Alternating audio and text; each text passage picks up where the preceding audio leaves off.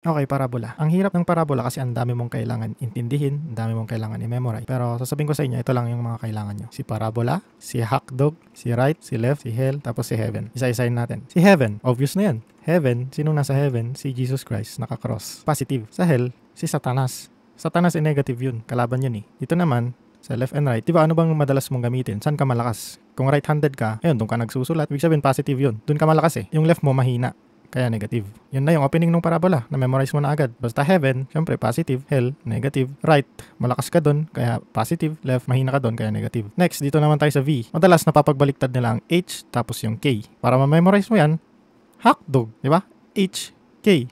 Tapos pag na-plot mo na, dito sa parenthesis, yung H at saka K, ilagay mo lang yung X tapos Y para di ka malito. Next, parabola. Itong si parabola, gagamitin natin yan para ma-identify natin kung sa X ba or Y. Paano? Ito si parabola. Tao si parabola. Ngayon, itatop view natin si parabola. Ito yung ulo ni parabola tapos yung kamay niya. Tapos tatanggalin natin yung ulo niya. Wala na siyang ulo, kamay na lang. Depende sa kung nasaan yung likod ni parabola, yun yung gagamitin mo. Kunyari, andito yung likod ni parabola. Diba X-axis to? Ibig sabihin, X ang gagamitin mo. Ganon din pag pataas. Saan ba yung likod ni parabola? Diba nasa X? Kaya X ang gagamitin mo. Next, kung sa Y naman, edi yung likod ni parabola nasa Y. Ayan, nasa Y. O gagamitin natin yan mamaya. Tatandaan nyo lang yan, madali lang yan. X squared is equal to 4py. Y squared equals 4px. Yung mahabang formula dyan, yung may parenthesis, tapos may squared, tapos equals, blah blah blah. Dito nyo lang din yun makukuha. Dito rin lang sa dalawa. Kaya ito lang yung i-memorize nyo. Papakita ko sa inyo mamaya. Next, importante rin to. Basta ang tatandaan nyo lang yung itsura niya. Basta nasa harap si focus, nasa likod si directrix, nasa puwetan ni parabola si vertex, tapos si P. Distance lang sa likod papunta sa focus. Or kaya sa vertex papunta kay directrix. Yun lang si P. Tapos si latus rectum, ayan, 4P. Saan yan nakuha? Ito, 2P tapos 2P. Madalas din napapagbaliktad itong 2P tapos yung P. Minsan, ang nagagawa is ito yung 2P, ito yung nagiging P. Mali yun. Para ma-memorize nyo yun, tignan nyo lang yung opening, di ba? Ano bang dapat mas malaki? Di ba dapat ito? Kasi kung P lang ito, kung P lang yan, edi ganyan na yung parabola mo. Ang pangit na. Hindi na yan parabola. Well, parabola pa rin pero ang pangit na tignan. Tapos yung P, ayan, distance sa vertex, papunta sa F. Sana, papakita ko sa inyo kung gaano kadali yung parabola. Okay, ito, opening sa right, di ba? Right-handed is positive. Itong positive at negative, itong mga sign na to ay indication ng P. Kung positive ba yung P mo or negative. So, positive P, right-handed, positive P. Sulat natin. Next doon, titignan mo kung asan yung likod ni parabola, di ba si parabola yan? Ayan, top view ni parabola. Tanggalin mo yung ulo ni parabola. Ito yung likod ni parabola. Ito yung likod ni parabola. Saan siya nakasandal? Saan nakatapat yung likod niya? Di ba sa Y? Ay no, Y. Sulat mo lang Y. Tapos palaging squared yung una. Kasi equal mo. Sulat mo na yung positive 4P. Kasi positive 4P. Tapos wala si X, di ba? Kasi Y nga to eh. Y yung nauna eh. Di X dito. Next, pababa siya naka-open. Hell. Nasa demonyo siya. Demonyo. Hell. E di negative. Negative yan. Kalaban yun eh. Negative P. Saan yung likod niya? Nakasandal siya kay X. Nakatapat yung likod niya sa X. Ayan o. Kaya sulat natin na X. Tapos squared lagi ang una. Equals negative yung P mo. Kaya negative 4P. Ano ang nawawala? Si Y. E di Y. Next, ito naman. Nasa left. Mahina ka sa left. Hindi ka left-handed. Diba? Kasi yung pangsulat mo palagi right. Madalas right. Kaya isusulat mo negative P dyan. Tapos, saan nakatapat yung likod niya? Sa Y. E di sulat mo dyan Y squared is equal to negative 4P. Kasi negative yung P. Tapos yung X. Next, last na. O diba, ang dali lang. Pataas. Nakatingin si parabola sa taas. E di heaven yun. Heaven. Sino bang nasa taas? Si Lord. Si Jesus Christ. O di plus, positive P. Tapos saan yung nakatapat yung likod ni parabola? Diba sa X? Nakasandal siya sa X. Ayan. So, X squared is equal to positive 4P. Tapos, anong nawawala? Y. Para hindi kayo malito, pag nagre-graph kayo, lagi nyo ilagay yung X, tapos yung Y. Para pag titignan nyo kung saan siya nakasandal, alam nyo agad, X, tapos Y. After nyan, gusto nyo rin malaman yung mahaba, di ba, na formula. E di, ganun din. Isulat nyo muna yung ganto. Isulat nyo muna yung mga short na formula bago nyo isulat yung mahaba. Ang gagawin nyo lang, kapihin nyo lang. Y, tapos squared yan is equal to 4P. Tapos, close ulit yan. Tapos yan. Palaging negative yan palagi. Tapos, ang partner palagi ni Y ay si, nakalimutan ko rin, paano alalahanin? V is equal to hotdog, H, tapos K. X dito, tapos Y dito. So, si K ang partner ni Y. K, tapos H. Next, ito naman. X, square mo, is equal to negative 4P. Close mo. Ayan. Palaging negative. Anong partner ni X? Dito sa hotdog, si H. O, di lagay mo dyan H. Dito sa Y, si K. Lagay mo K. O, di ba? Madali lang. Kayo na gumawa nito. Type nyo sa comment kung ano yung answer.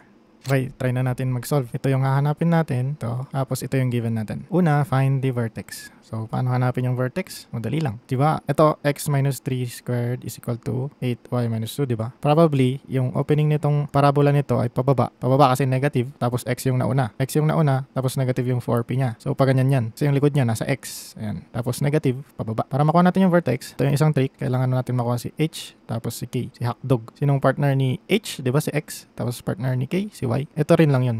H, tapos K. Pero para makuha mo yan, dapat i-invert mo yung sign ng H. Dapat i-invert mo yung sign ng negative 3, tapos yung negative 2. Bali, yung H natin ay si 3, tapos si K natin ay si 2. So, pag in-extract mo yan, negative 3 yan. Pag in-extract mo to, negative 2 yan. Tapos, palitan mo, i-reverse mo lang yung sign, yung negative, gawin mong positive. Tapos, pag positive naman to, gawin mong negative. Ganun. Okay, so, nahanap na natin si vertex. 3, 2. Next, si focus naman. So, i-graph natin para makita natin si focus. Yan yung graph. Yung vertex niya ay 3, 2. 1, 2, 3. 1, 2. Andito yung vertex. Tapos, kukunin natin si 4p. Si 4p, ito, si negative 8. Equate mo lang si 4p dyan. Negative 8 is equal to 4p. Kunin natin si p. P is equal to, divide mo lang to sa 4, divide mo to sa 4. So, negative 8 divided by 4. P is equal to negative 2. Yan, nakuha na natin si P, di ba? Pag nakuha na si P, titignan nyo lang yung sign. Pag nakita nyo yung sign, di ba, negative yan. Pababa yan. Or pa-left. Tapos, titignan nyo ulit kung ano yung naka-squared. Di ba? X yung naka-squared. Ibig sabihin, yung likod ni parabola ay nasa x-axis. Tapos, negative si P, kaya pababa, pahel. Di ba? X-axis, tapos yung likod ni parabola nasa x, tapos pababa kasi negative. Diba? Tapos, magbibilang lang kayo. Pababa ng 2 beses. Pababa ng 2 beses. Talon. Isa. Dalawa. Ganun. Isa. Dalawa. Ayan. Dito na si focus. Bakit, diba? Ayan o. Si V, papunta sa focus, ay P. Distance na P. So, from vertex to focus, yun ay distance ni P. Ayan, dito si focus. Sulat natin. Paano malaman? 1, 2, 3. So, 3 dito sa X. Tapos, hindi siya umangat, hindi rin siya bumaba. Nandito lang. Katapat ng 0. So, wala siyang taas, wala siyang baba. Ibig sabihin, 0 yung y. Next, nakukunin natin si 2p. Ito.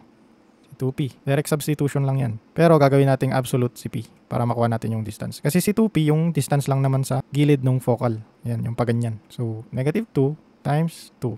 Kasi 2p nga. 2p. Palitan mo si p ng negative 2. So, 2 times negative 2 is equal to negative 4. Pero, absolute value nga ang kukunin natin. Equal to 4. Kung magbibilang ka lang ulit ng 4, 1, 1, 2, 3, 4. 1, 2, 3, 4. Yan. So, natakpan na. Burahin ko na lang. Wait.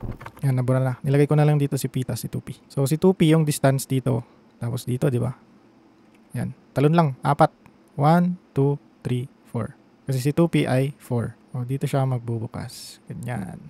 Tapos dito naman, 1, 2, 3, 4. O, ganun. Yan. Ay, hindi tumama. Yan. Next naman si directrix. Diba yung directrix galing sa vertex, IP lang din dito. Makikita natin na yan. Vertex papuntang directrix, IP din lang.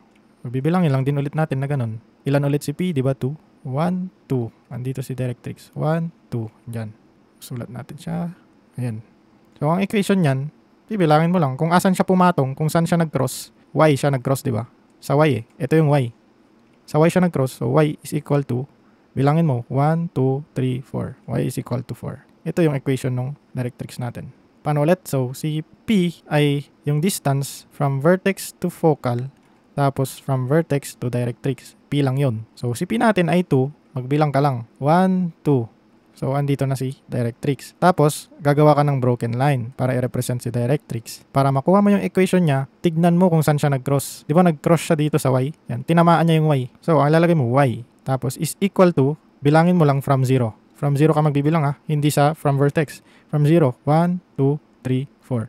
So, y is equal to 4. Last is yung latus rectum. Anong formula ng latus rectum? 4p. Kasi yung latus rectum, yung distance nung dalawang 2p. Nung dalawang ito.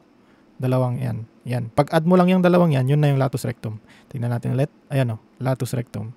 Pinag-add lang yung dalawang 2p. Ano ba yung 2p natin? Ito. 4. 4 plus 4 equals 8. Si latus rectum ay 8. Easy lang, di ba? Ngayon, kung nagustuhan nyo to, i-share nyo rin sa mga kaibigan nyo or kaklase nyo para kung nahihirapan sila dito sa parabola, ayun, makakatulong to sa kanila. Huwag nyo itago sa kanila kasi pag nahihirapan yung mga kasama nyo, nagpapatong-patong lahat ng hindi nila alam, mas mahirap humabol. Kaya tulungan nyo sila. Magtulungan kayo. Tapos, pag may gusto pa kayong matutunan, i-comment nyo lang dyan. Tapos, gagawa natin ng video. Bye-bye. Thank you.